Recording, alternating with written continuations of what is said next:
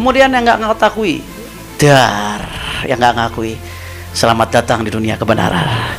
Ini kalau bahasanya Gus Wafi. Nah, yang mau saya garis bawahi, ya, pengakuan dari para ulama itu fakta yang tidak bisa terbantahkan. Segiat apapun Imad nulis, berceramah, mempropagandakan, dibantu dengan Haji Roma Irama, dibantu dengan teman-temannya, tidak bisa merubah fatwa, fakta pengakuan dari ulama itu. Jadi itu fakta. Pengakuan dari para ulama yang segitu banyak itu fakta yang nggak bisa dinafikan. Segiat apapun Haji Imad berbicara, menulis, itu tidak bisa merubah fakta yang sudah terjadi. Dan yang Imad sampaikan itu nggak lebih hanya menunjukkan pribadinya dia, pendapat pribadinya. Makanya menariknya di sini, kalau sebetulnya beliau gentle, seperti yang beliau pernah katakan, walaupun sedunia ulama mengakui saya akan tetap menolak, itu udah bagus tuh sebetulnya.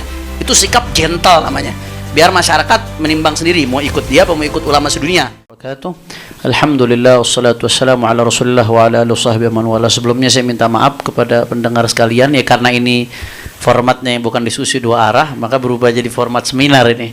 Karena yang kita tunggu-tunggu nggak datang, sehingga saya minta maaf kalau saya ngambil waktu agak panjang, karena seperti yang tadi kami gambarkan, analogikan, ini saya membangun pondasi, nanti akan ada bangunan-bangunan oleh kawan-kawan yang dibangun di atas pondasi tersebut, sehingga mohon dimaklumi sedikit kalau ini agak panjang. Dan kelihatannya karena seruannya 3 hari 3 malam, jadi kami persiapannya 5 hari 5 malam ini bahannya. Jadi mohon maaf kalau agak panjang seperti itu. Jadi tadi kita kembali penyimpangan pertama, kita udah sepakat ya, ternyata ulama itu, ratusan ulama itu yang dulu sudah benar, mereka tuh nggak meleset, sudah betul. Tapi kenapa kok Imad bisa begitu yakin hanya dia yang benar, semua ulama salah? Sehingga dari sini kita bisa kesimpulkan sudah jelas-jelas dia yang menyimpang. Salah satunya tadi itu, diantaranya dia mengabaikan dan menabrak tatanan ilmu nasab. Saya tadi udah tegaskan masalah syarat zaman yang itu merupakan syarat mutlak kata Imad dan kawan-kawan, itu adalah syarat yang dibuat-buat. Kalau ada kitab sezaman, ya boleh-boleh saja, bagus-bagus saja. Tapi itu bukan syarat mutlak yang kemudian karena nggak ada kitab tersebut lalu dianggap nasab tidak tersambung. Tadi kita sudah uraikan panjang lebar, saya kira yang masalah itu sudah tuntas. Kemudian di antara kaidah nasab berikutnya yang diabaikan, Saudara Imad ini selalu mengatakan nasab habaib ba'alawi mardudun batil, tertolak, batal. Bahkan mustahil. Mustahil tersambung. Nah, ini nih lagi-lagi hal ini timbul karena mengabaikan klasifikasi nasab menurut ulama nasab. Ini penyimpangan terkait ilmu nasab juga.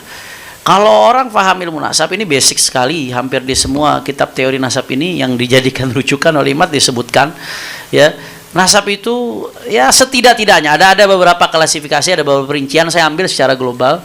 Setidak-tidaknya ada 4 bagian. Ada yang namanya nasab sahih atau nasab thabit. Nasab sahih ini adalah nasab alladzi ta'akkada thubutuhu bisilsilatin sahihah. Nasab yang telah dipastikan kebenarannya melalui rantai yang sah, ya, mujma'un ala sihhatiha min qibalin nasabin al-muhaqqiqin, yang disepakati keabsahannya oleh para nasabah yang muhakkik. Di sini maksudnya disepakati setiap nasabah yang membahas nasab tersebut menganggap sah.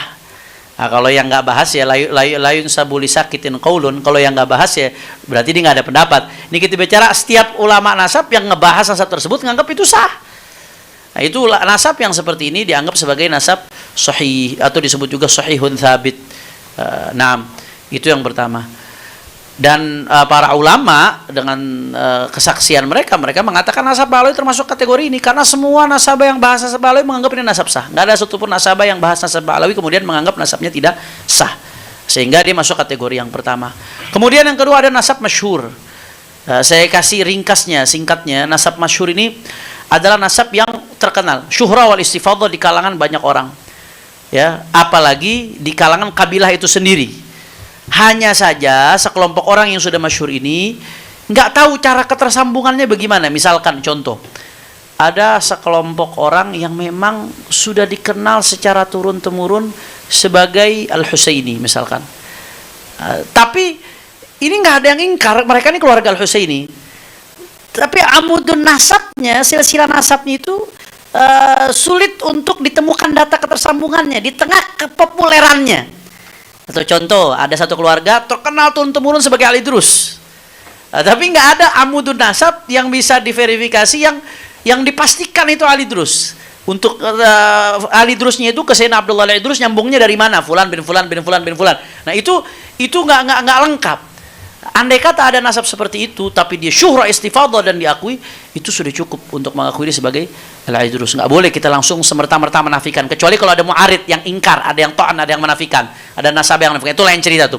Itu disebut nasab masyhur.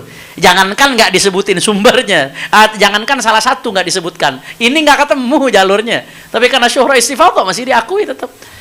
Nah, begitu juga yang ketiga, tingkatan yang ketiga ini nasab yang makbul. Nasab makbul yang seperti apa? Makbul itu alladzi athbatahu qaumun min nafsil qabilah alladzina hum ashabus syan wa nafahu qaumun min nafsi tilkal qabilah fal itsbat wan nafi fihi mutasawiyan. Maaf saya interupsi Habibna. Kalau kemudian ibarah-ibarah Arabnya tidak perlu disebutkan, biar langsung penjelasan saja. Kan data materialnya sudah ditampilkan di. Baik. Terima kasih. Nasab yang makbul ini nasab yang diitsbat oleh sekelompok orang dari suku tersebut yang mengerti tentunya. Kalau yang nggak mengerti nggak dianggap. Kemudian dinafikan oleh sekelompok lain. Jadi ada ada yang mengitsbat, ada yang menafi. Itu masih disebut makbul, masih bisa diterima. Ada ikhtilaf antar nasabah. Itu nggak langsung semerta-merta mardud. Ini kalau kita mau pakai logika imat, terlepas dari logika tersebut salah. Andai lau salamna syajarah mubarakah itu yang dianggap mu'arid itu nafi. Satu, itu nafinya bukan dari nafsul qabilah. Yang kedua, andai pun mau dianggap mu'arid, andai dia mau anggap seandainya, itu iftirat, jangan dipotong. Ini iftirat. Andai kata ada satu nasab mukhtalafun fi, itu masih disebut makbul. Nggak boleh langsung semerta-merta disebut mardud. Apalagi kalau nggak ada yang ingkar seperti nasab Ba'alawi. Makanya disebut sahih oleh para ulama. Nah, jadi yang mardud itu seperti apa? Nah, di sini disebutkan mardud itu kalau ada orang ya ngaku ke satu kabilah dibuat-buat, kemudian kabilah tersebut menafikan. Ada orang ngaku kepada sebagai Al-Attas misalkan. Habib Ahmad bin Muhammad Al-Attas yang ngerti nasab Al-Attas bilang, ente nggak mungkin Al-Attas nih, secara hitung-hitungan nggak mungkin, secara begini-begini. Al-Attasnya sendiri nolak, abah ente itu bukan Al-Attas, kok bisa ente jadi Al-Attas? Itu namanya mardud. Ada orang aku misalkan keturunan Sultan Hasanuddin, aku teriak Sultan Hasanuddin, keturunan Sultan Hasanuddin sendiri nggak ngakui, nolak. Itu baru nasab mardud, Gus Wafi. Mardud itu yang namanya mardud dalam definisi ilmu nasab. Jadi kalau dia paham klasifikasi ini, wah nggak langsung ujuk-ujuk main mardudun, batilun, qot'iyun, bla bla bla bla. Padahal ini dasar sekali dalam ilmu nasab. Ini salah satu hal fatal yang diabaikan oleh umat. Jadi terlepas dari nasab Ba'alawi itu sahih diakui oleh para ulama, masuk tingkatan yang sahih.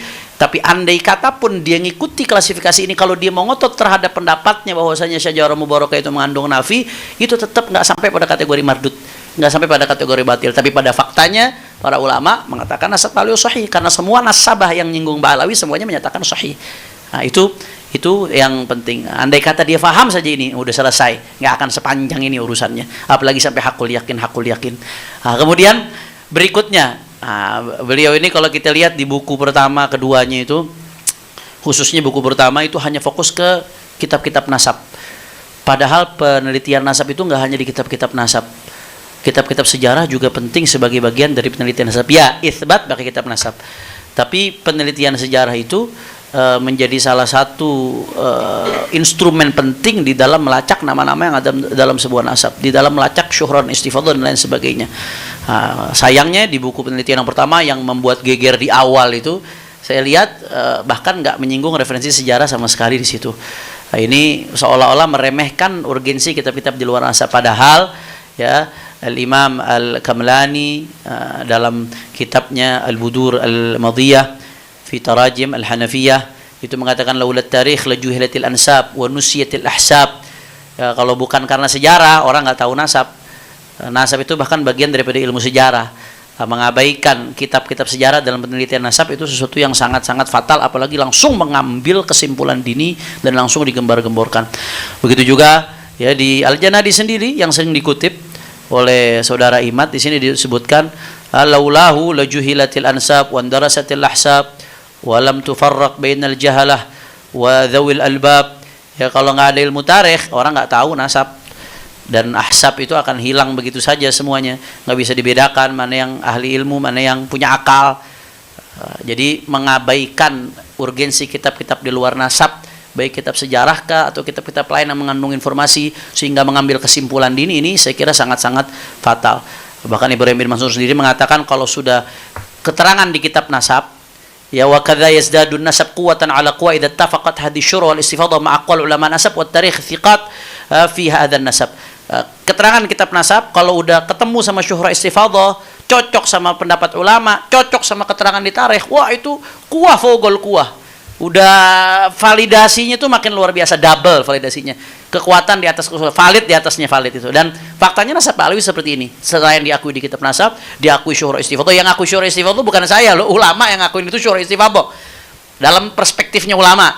Dan ini sesuai juga dengan kitab-kitab sejarah. Dan itu konsisten, luar biasa. Jadi ini harusnya kuatan ba'da kuwatin. Itu salah satu hal yang berkaitan dengan ilmu nasab yang diabaikan, yang ditabrak. Ini juga nggak kalah penting nih, hal yang berkaitan dengan kaidah ilmu nasab yang diabaikan. Semua catatan yang bersumber dari Ba'alawi diabaikan, catatan internal keluarga. Pokoknya harus eksternal, pokoknya. Kalau sudah internal, nggak bisa diterima. Mungkin dianggap konflik kepentingan, mungkin seperti itu. Padahal di dalam ilmu nasab catatan internal itu penting. Saya, ya Allah, coba apalagi nama-nama yang bukan tokoh. Sulit sekali ditemukan di catatan eksternal. Anggap nih, kalau hanya catatan eksternal yang diterima dalam memverifikasi nasab, wah hampir semua nasab di dunia ini akan runtuh. Karena nggak semua nasab itu di setiap tobako tingkatan itu ada tokoh. Biasanya yang dicatat di eksternal itu rata-rata tokoh. Itu pun nggak semua tokoh dicatat. Karena tokoh ada tokoh lokal, ada tokoh yang internasional. Apalagi di zaman itu keterbatasan informasi. Menolak catatan internal ini fatal sekali. Dan saya rasa yang bergelut di penelitian bidang nasab siapapun, pencatatan nasab dan lain sebagainya, ini paham betapa fatalnya menolak catatan internal dari keluarga yang diteliti itu, fatal sekali.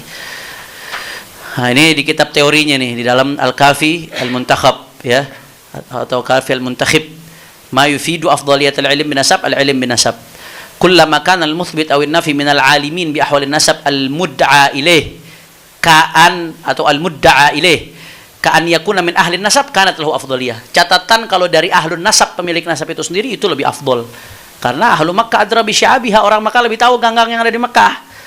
Dan ini saya kasih contoh praktek dari ulama. Ada seorang nasabah namanya Abu Abdullah Muhammad Al-Talib Al-Maradisi Al-Fasi. Punya kitab namanya Al-Ishraf ala ba'dhi man bifas min masyahir al-ashraf. Mereka ketika itu ngutip nama seorang tokoh Ba'alawi, itu Sayyidina Abdullah bin Abi Bakar Al-Idrus Al-Akbar. Dikutip nasabnya, kemudian ketika dikutip, beliau ngutip dari kitab Lamha Al-Bahja Al-Aliyah. Begitu juga kitab Rihlahnya Al-Ayyashi. Dan juga diambil dari berbagai kitab lainnya dari eksternal Ba'alawi. Kemudian dilihat data ini bertentangan dengan kitab internal Ba'alawi. Itu dengan kitab Ghayatul Qasdi wal Murad. Di situ diluruskan nasuhu ba'da Abdurrahman As-Segaf Muhammad Maulad Dawileh bin Ali. Kalau yang tadi sebelumnya itu ba'da Abdurrahman As-Segaf Muhammad bin Ali bin Muhammad bin Alawi. Muhammad bin Ali Maulad Dawileh bin Alawi ibn Muhammad bin Alawi. Ini diluruskan di sini dia. Kalau di kitab internal Ba'alawi ya bin Muhammad bin Ali bin Alawi bin Muhammad bin Ali, diluruskan. Nah, ini kata dia ini beda dengan data internal Ba'alawi yang saya kutip dari kitab luar Ba'alawi. Maka kalau beda dengan data internal Ba'alawi, kata-kata nasabah ini nih, Muhammad Al-Talib Al-Maradisi, wa hadzal ladzi yajibu al-masiru ilaih li anna ahla Makkah adra bi sya'biha. Yang dari internal Ba'alawi itu yang lebih akurat.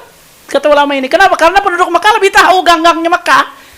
Dia lebih tahu keluarganya sendiri sehingga lebih akurat catatannya. Kalau saudara Imat kan sebaliknya enggak. Pokoknya kalau asal dari Ba'alawi mardut, pokoknya mardut. Nggak bisa diterima langsung. Ini fatal sekali dalam ilmu nasab. Saya kira kawan-kawannya saudara Imaduddin yang berkecimpung di bidang pencatatan nasab pun kalau diterapkan ini catatan internal keluarga nggak bisa diterima, mereka juga akan marah sekali, fatal. Semua saya kira keluarga manapun kalau catatan internal diterima ditolak, kacau balau semua keluarga manapun. Kemudian spirit ilmu nasab dirubah. Spirit ilmu nasab itu apa? Sesuai sabda Rasulullah, ta'allamu min ansabikum ma tasiluna bihi arhamakum. Pelajarilah dari nasab-nasab kalian apa-apa yang bisa membuat kalian menyambung silaturahmi, biar tahu mana sepupu, mana 2 pupu, mana 3 pupu, mana 5 pupu. Itu spirit ilmu nasab. Makanya spiritnya para nasabah itu spiritnya nyatet nasab, bukan batalkan nasab. Kalau kita lihat nasabah-nasabah tuh mulainya belajarnya dari nyatet nasab puluhan tahun, dia nyatet nasab tuh puluhan tahun dia neliti tuh. Yang namanya ta'an membatalkan itu dalam kasus-kasus yang sempit sekali. Makanya dalam kitab Al-Mughni Ibnu Qudamah disebutkan fa inna nasab yuhtatu li itsbatihi wa yathbut bi adna dalil wa yalzam min dzalika at-tashdidu fi nafihi wa annahu la yantafi illa bi aqwal adillah. Yang namanya nasab tuh asal ada dalil syar'i aja, walaupun sedikit dalilnya, tapi syar'i diakui secara syariat dalil tersebut, itu sabit nasab itu, nggak boleh diingkarin. Walaupun nanti ada level-levelnya, ada yang sahih, ada yang masyhur, ada yang makbul, itu nanti kembali ke pembagian levelnya, tapi nggak boleh diingkarin. Yathbut bi adna dalil, asal ada dalil syar'i walaupun minim, diterima. Tapi yang namanya tasydid sebaliknya, la yantafi illa bi aqwal adillah, nggak bisa dinafikan kecuali dengan dalil terkuat yang terang benderang, nggak ada kesamaran sama sekali, nggak ada syubhat sama sekali. Prakteknya saudara Imaduddin nggak, pokoknya asal ada dalil, selemah apapun bisa pakai buat nyerang Mbak Alawi, dipakai pokoknya.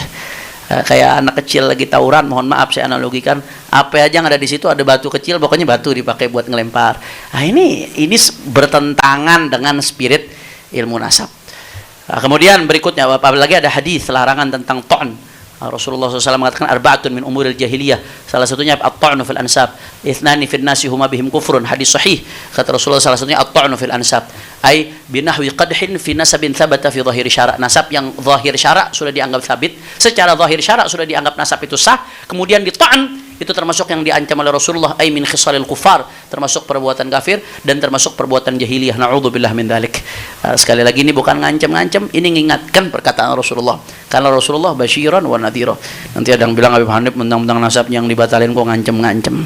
Itu ke penyimpangan yang pertama yang berkaitan dengan ilmu nasab, termasuk nanti masalah syuhra istifadhah akan dijabarkan oleh Al-Ustadz Muhaimin Bahiruddin nanti insyaallah.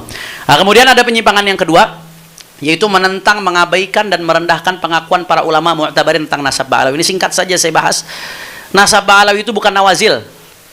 Kalau kita belajar di Fakultas Syariah, saya dulu S1 di Al-Ahqaf University, juga moderator kita dulu di Azhar, jurusan apa Ustaz? Akidah filsafat. Kalau di Syariah ada mata kuliah namanya Fiqhun Nawazil. Fiqih membahas hal-hal kontemporer yang belum dibahas oleh ulama-ulama sebelumnya. Karena apa? Karena sesuatu tersebut baru. Kejadiannya di dulu belum ada, sehingga butuh ijtihad baru untuk merumuskan hukum daripada kejadian tersebut. Nasab Ba'alawi ini bukan nawazil. Nasab Ba'alawi ini udah mansus dari zaman dulu oleh para ulama. Jadi bukan hal yang baru mau diteliti. Ini udah final, ulama itu udah selesai. Sehingga para ulama itu udah ngakui keabsahan nasabnya, statusnya sebagai Husaini, Ashraf Sada. Ini nanti silahkan bisa dibaca panjang lebar di sini pengakuan-pengakuan para ulama itu. Dan ini bukan nawazil, bukan sesuatu yang baru. Andai kata nasab Ba'alawi ini terputus, nggak nyambung, yang akan memutuskan itu ulama-ulama itu. Kalau menurut standar ilmu nasab dan syariat putus. Kenapa? Karena nasab itu udah sampai ke tangan mereka. Kalau nasab itu terputus, kemudian mereka tetap paksakan tersambung, oh berarti khianat dong. Berarti bohong atas nama Rasulullah. Berarti menyambungkan nasab yang harusnya disambungkan. Jadi ini bukan nawazil. Ini udah selesai dibahas oleh ulama. Justru sebaliknya, yang ta'nu ini yang baru muncul kemarin-kemarin beberapa orang. Dan kalau kita mau lihat nama-nama ulama yang ngaku nasab Ba'alawi, ya silahkan nanti dilihat di buku ini ya, keabsahan nasab Ba'alawi dan membongkar penyimpangan pembatalnya yang disusun oleh tim pengawal persatuan umat. Itu banyak sekali. Seenggak-enggaknya yang kami di sini nih, kami santri-santri ini yang kami, apalagi saya khususnya Tuailibul Ilim yang bukan orang alim, hanya santri, seenggak-enggaknya saya dapat 140 referensi dari non Ba'alawi. Yang dari Oman tuh hampir 180 lebih ngakui keabsahan nasab Ba'alawi, status mereka sebagai Husaini atau Ashraf atau Sada. Itu 180 lebih. Kita di sini 140-an. Nah, itu banyak sekali. Saya nggak perlu bacakan satu persatu. Ya, silahkan dilihat di layar itu. Ada nanti rincinya bisa dilihat di dalam buku tersebut. Ya, ini ulama-ulama besar, ada Ibnu Hajar, ada Syarji Az-Zabidi pengarang Tajridus Sharih, ada Tuhfatuz Zaman. Tuhfatuz Zaman ini kitab yang dijadikan rujukan oleh Ibnu Hajar Al-Asqalani sebagaimana keterangan muridnya As-Sakhawi. Kemudian juga ada Dhamin bin Syadqum, ada Ibn Imad Al-Hambali, kemudian Al-Ayyashi, kemudian juga di sini ada Amir As-San'ani, ada As-Sakhawi, ada Asy-Syarqawi, ada Bakri Syata, Hasyiyah Fathul Mu'in, Bakri Syata. Kemudian juga masih banyak sekali kalau kita sebutkan satu persatu nggak akan cukup waktunya. Dan menariknya, ini fakta menarik, fakta yang menarik. Pengakuan nasab Ba'alawi bukan hanya dari ulama-ulama dari kalangan Syafi'iyah, Hanafiyah, Malikiyah, Hanabilah. Masing-masing dari ulama kalangan tersebut ada keterangannya. Ya, bukan hanya dari itu, tapi termasuk dari luar Ahlussunnah wal Jamaah, dari ulama Zaidiyahnya ada. dari ulama Ja'fariyahnya pun ada, bahkan dari kalangan salafiyahnya pun ada. Salafiyah mu'asirah yang saya maksud di sini ya. Jadi ini nasab Pak Alawi keabsahannya ini di kalangan ulama minal qawasimil mustarakah, termasuk sesuatu yang diakui oleh semua kalangan ulama ya. Makanya saya lucu begitu ada satu tokoh ya, seniman tahu-tahu ngomong ini dunia internasional sudah nggak mengakui lagi. Dunia internasional yang mana yang dimaksud ini saya nggak ngerti. Tadi Gus Rumel bilang waktu ke toko-toko, ke pakar-pakar, mereka ketawa dengar ada pembatalan itu. Ini dunia internasional yang mana? Ini justru ulama dari berbagai mazhab, bahkan pengakuan dari negara. Pengakuan dari negara Yaman Utara saat itu, Ad-Daulah Al-Mutawakkiliyah Al-Yamaniyah, ada tertulis Qoror. Daulah Kuwaitiyah, Daulah Kathiriyah, ada. Semua data-datanya kami muat di sini. Kemudian dari Naqabat Al-Ashraf juga ada, itu yang belakangan-belakangan. Jadi saya kadang bingung, pusing saya. Minum obat berkali-kali nggak hilang-hilang itu pusing. Itu dunia internasional yang mana yang nggak ngakui? Apakah sesempit itu dunia internasional yang dimaksud? Wallahu a'lam. Jadi loh, kata Gus Sofi selatannya condet mungkin itu maksudnya. Nah, ya. Jadi ini pengakuan ulama sudah begitu banyak. Ya. Coba kita lihat ini versus ulama yang mengakui versus yang menolak. Yang mengakui nih, ya seenggak-enggaknya la ala sabilil hasar, sebagian kami sebut ini di sini aja udah 140. Ini yang mengakui nih. Ini yang tertulis, belum yang nggak tertulis. Yang nggak tertulis nggak kehitung. Yang nggak tertulis yang nggak kehitung. Saking banyaknya pengakuan itu. Saya kira murid-murid para kiai, murid para ulama tahulah. Yang non Ba'alawi. Nah, ini yang ngakui nih. Kemudian yang nggak ngakui, yang nggak ngakui. Selamat datang di dunia kebenaran. Ini kalau bahasanya Gus Wafi. Murad Sukri tahun 95 ditambah Audah Uqaili tahun 2009 sama dengan Imaduddin bin Sarman tahun 2023. Oh, saya sampai nulis tuh Imaduddin, mohon maaf Kiai Imad, salah penulisan. Ada sakot minan nusakh ya, salah penulisan. Nah, ini yang nggak mengakui ini pembatal, mohon maaf, bukan pembatal nasab Ba'alawi. Nah, yang mau saya garis bawahi ya, pengakuan dari para ulama itu fakta yang tidak bisa terbantahkan. Segiat apapun Imad nulis, berceramah, mempropagandakan, dibantu dengan Haji Roma Irama, dibantu dengan teman-temannya, tidak bisa merubah fakta pengakuan dari ulama itu. Al-bahath la yaruddul manqul. Jadi itu fakta. Pengakuan dari para ulama yang segitu banyak itu fakta yang nggak bisa dinafikan. Segiat apapun Haji Imad berbicara, menulis, itu tidak bisa merubah fakta yang sudah terjadi. Nggak bisa. Dan yang Imad sampaikan itu nggak lebih hanya menunjukkan pribadinya dia, pendapat pribadinya. Makanya menariknya di sini, kalau sebetulnya beliau gentle, seperti yang beliau pernah katakan, walaupun sedunia ulama mengakui, saya akan tetap menolak. Itu udah bagus tuh sebetulnya. Itu sikap gentle namanya. Biar masyarakat menimbang sendiri mau ikut dia apa mau ikut ulama sedunia. Nah, itu harusnya seperti itu. Tapi belakangan enggak, dia berusaha mencari celah dengan asumsi untuk mengurangi lawannya, para ulama-ulama itu. Asumsinya apa yang pertama? Dia mengatakan itu biasanya ngakuin Ba'alawi itu ada hubungan persahabatan, perguruan, ya, kerabat. Kalau kiai-kiai dibilang karena periparan, ada mantunya yang Ba'alawi. Seperti Syekh Murtadha Az-Zabidi, itu katanya ngakuin Ba'alawi karena gurunya Ali Idrus. Syekh Ali Jum'ah tuh ngakuin Ba'alawi sebagai sadang. Syekh Ali Jum'ah sampai berani ngomong ijma, itu karena sahabatnya Habib Umar bin Hafid. Itu asumsi yang disampaikan, itu fakta. Asumsi ini fakta dari dia maksudnya. Asumsi untuk membantah fakta tadi. Kemudian asumsi yang kedua, ya silahkan itu saya sebutkan sumbernya. Imad mengatakan ulama yang mensahihkan nasab Ba'alawi itu dilatar belakangi faktor husnudzon. Karena interaksi dengan Ba'alawi, baik-baik, soleh-soleh yang dulu-dulu, ya, seperti Imam Nabhani itu mengatakan ajma'atul ummatul islamiyah bi anna sada Ba'alawi min asahi ahli baiti nasaban. Itu faktor husnudzon karena interaksi. Nah, ini asumsi yang nggak akan bisa merubah fakta tadi. Jawaban atas asumsi tersebut apa? Satu, itu asumsi nggak bisa merubah fakta. Yang kedua, sadar atau nggak sadar, dia sedang nuduh ulama itu berani ngesahkan nasab yang nggak sah hanya karena pertemanan. Hanya karena ngelihat akhlak. Seolah-olah ulama itu udah tahu ini nasab nggak sah, cuman tetap disahkan karena nggak enak temen, karena nggak enak ini guru, karena nggak enak. Seolah-olah ulama itu nabrak hadis yang melarang bohong atas nama Rasulullah. Ulama-ulama itu nabrak hadis yang melarang menisbatkan seorang bukan kepada bapaknya. Jadi di samping asumsi itu nggak terbukti, apa yang Imad utarakan juga mengandung fitnah keji yang luar biasa. Itu yang saya perlu tegaskan di sini. Jadi itu fakta yang nggak terbantahkan. Harusnya kalau dia gentle, ya udah bilang ini pendapat saya nabrak semua ulama, selesai, nggak usah pakai takwil. 140 kitab Anda mau takwilkan semuanya, habis umur buat takwil itu. Kemudian asumsi berikutnya, asumsi Imad mengatakan bahwa ulama yang mensahihkan nasab Alawi hanya menukil, nah ini yang penting nih, dari orang yang sebelumnya seperti yang dilakukan oleh Imam Ibnu Hajar Al-Haytami. Itu silahkan lihat di websitenya. Saya mau jawab di sini. Yang pertama, yang namanya ilmu nasab itu ya riwayat, nukil. Ilmu nasab itu bukan ijtihad akli. Yang namanya ilmu nasab memang riwayat, nukil dari sebelum-sebelumnya. Hanya saja ulama yang menukil itu ketika melihat ini sesuai dengan standar syariat ilmu nasab, dia yang punya ilmu akan menimbang nukilan tersebut. Bukan seperti orang yang menukil katanya Syekh Syarafuddin itu mufti Yaman membatalkan nasab Ba'alawi, ternyata terbukti kena prank dari link Facebook palsu. Ulama-ulama ini kan bisa menimbang nukilan yang benar apa enggak. Dan ada kaidah dalam ilmu penulisan. Wa min qawaidihim idza naqalu 'anil ghair wa lam yata'aqqabu fa huwa taqrirun wa 'alamatun 'ala i'timad. Termasuk kaidahnya ulama-ulama itu secara umum. Ini kaidah penulisan secara umum saya kira. Ini kalau S1 lulus saya kira tahu kaidah ini harusnya. Wa min qawaidihim idza naqalu 'anil ghair wa lam yata'aqqabu fa huwa taqrirun wa 'alamatun 'ala i'timad. Ulama itu kalau nukil dari orang lain, terus nukilannya nggak dikomentari, apalagi dikritik. Itu nukilan yang dikutip tanpa dikomentari atau dikritik berarti menunjukkan dia setuju. Selesai. Apalagi komentarnya positif, menguatkan, lebih dahsyat lagi. Ya, dia udah menimbang dengan standar keilmuannya, itu udah sah, udah masuk, udah selesai.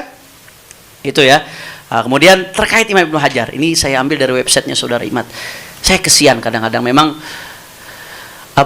kebencian terhadap sesuatu tuh ya mohon maaf sekali lagi, ini nasihat dari hati saya, kadang-kadang membuat buta.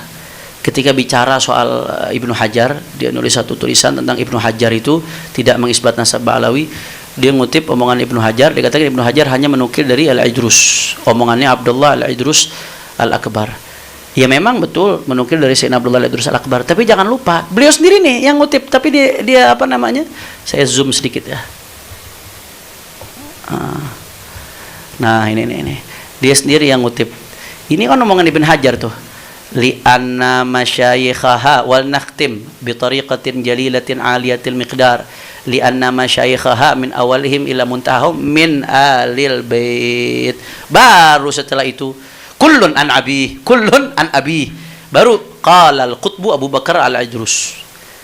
Sebelum ngutip omongan Ibnu Hajar, sebelum ngutip omongan Sayyidina Abu Bakar Al-Idrus, di situ ada keterangan dari beliau, pernyataan min alil bait, ini alul bait. Nah, saking entah nggak kelihatan atau bagaimana, beliau bicara panjang lebar di artikel ini, Ibnu Hajar tidak mengisbat nasab Ba'alawi. Padahal itu jelas-jelas tulisan itu min alil bait, itu tulisan Ba'alawi itu baru setelah itu ngutip. Itu kan artinya beliau setelah ngutip itu, beliau mengutarakan pandangannya terhadap nasab tersebut setelah ngutip, terhadap sanad tersebut. Sanad yang isinya sekaligus nasab, karena kullun an abi, karena semua ngambil dari ayahnya. Udah jelas banget itu, kullun an abi, semua dari ayahnya. Berarti dia nganggap yang ada di situ semua dari ayahnya. Termasuk Ubaidillah bin Ahmad, Abdullah min abihi Ahmad min abihi Isa, di situ disebutkan. Selanjutnya, kemudian kebencian yang menutup mata. Nah, ini dia tadi. Li'anna masyayikha min awalihim, ini sampai ketutupan, sampai enggak kelihatan. La ilaha illallah.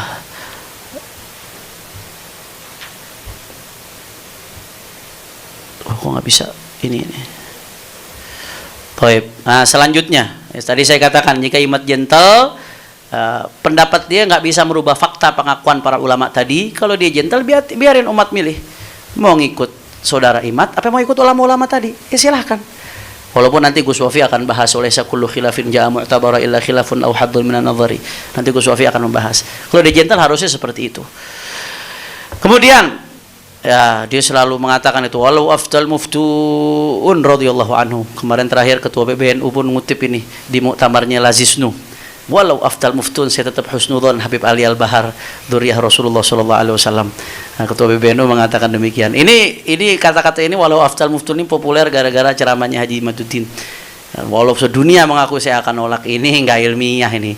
Kalau ilmiah itu kata ulama, idza su'ilna an madhhabina wa madhhab mukhalifina qulna wujuban. Madhhabuna shawab yahtamilul khata' wa madhhabu mukhalifina khata'un yahtamilus shawab. Ulama-ulama dulu tuh sebagaimana diceritakan dalam Ad-Durrul Mukhtar Hasyah Ibnul Abidin, ya. Itu dan Hasyah Ibnul Abidin, Durrul Mukhtar dan Hasyah Ibnul Abidin. Idza su'ilna an madhhabina, kami kalau ditanya tentang pendapat kami, madhab kami dan madhab orang yang berbeda dengan kami, maka wajib kami mengatakan madhab kami yang benar, yang lain bisa saja salah. Madhab kami salah, madhab yang beda dengan kami salah, bisa saja benar. Az-Zufar, ini Az-Zufar mengatakan, inilah su'nadhir ahadan hatta yaqul laqad akhta'tu walakin unadhiru hatta yujan. Qila fa kaifa yujan? Qala yaqul bima lam yaqulhu ahad. Az-Zufar ini dalam kitab Akhbar Abi Hanifah mengatakan, aku ini kalau debat sama seseorang, aku nggak debat sama dia sampai dia mengatakan aku salah. Tapi aku kalau debat sama seseorang, aku debat sama dia sampai gila. Gimana itu gila, wahai Syekh? Fa kaifa yujan? Gimana orang gila? Yaqul bima lam yaqulhu ahad. Kalau sudah berpendapat dengan pendapat yang dikatakan yang tidak dikatakan oleh siapapun. Punya pendapat yang nabrak semua ulama, itu bukan keren. Itu gila. Itu kata Az-Zufar. Itu kata Az-Zufar. Kemudian terakhir, sekarang ada yang teriak-teriak, bagaimana kalau nasab Ba'alawi dibahsul masailkan oleh NU? Tayyib, bahsul masail NU itu ada aturan mainnya di dalam Kombes Nahdlatul Ulama dan Munas Alim Ulama yang diselenggarakan pada Januari 92 di Bandar Lampung. Itu memutuskan bagaimana prosedur memberikan jawaban terhadap permasalahan atau kasus yang itu disusun. Ada beberapa langkah, step. Hadza bitartib. Pertama, dalam kasus ketika jawaban bisa dicakupi oleh teks kitab nas dan di sana terdapat hanya satu qaul atau wajah, maka dipakailah qaul atau wajah sebagaimana yang termaktub dalam teks tersebut. Kalau yang seperti ini nggak ketemu, dalam kasus ketika jawaban bisa dicukupi oleh teks kitab dan di sana terdapat lebih dari satu qaul atau wajah, maka dilakukan takrir jama'i untuk memilih salah satu yang aslah atau aqwa, yang paling kuat, paling sejalan dengan maslahat dan paling sejalan dengan dalil. Ketiga, dalam kasus kalau tidak ada qaul atau wajah sama sekali yang menjelaskan, baru di situ ilhaqul masail binadhairiha secara jama'i.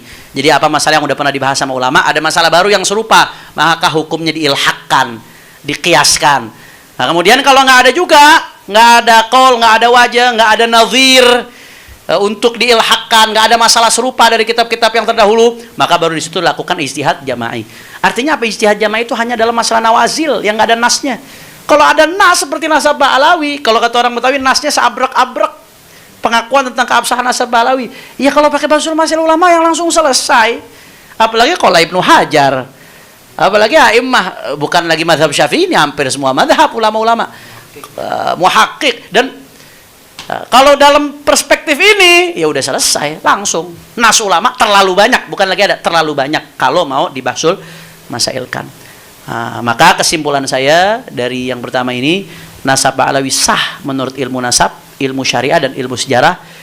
Nanti akan dipaparkan sisanya yang lain, penyimpangan-penyimpangan saudara Imad. Juga sah menurut para ulama dari berbagai madhab, masa dan tempat. Nasab Ba'alawi hanya tidak sah menurut standar pribadi saudara Imad bin Sarman. Itu saja yang saya sampaikan. Saya kembalikan kepada moderator. Tafadhol. Dan saya minta maaf sekali lagi atas agak panjang karena membangun pondasi, karena ini seminar bukan diskusi, nggak hadir lawannya jadi agak panjang. Assalamualaikum warahmatullahi wabarakatuh. Assalamualaikum warahmatullahi. Terima kasih.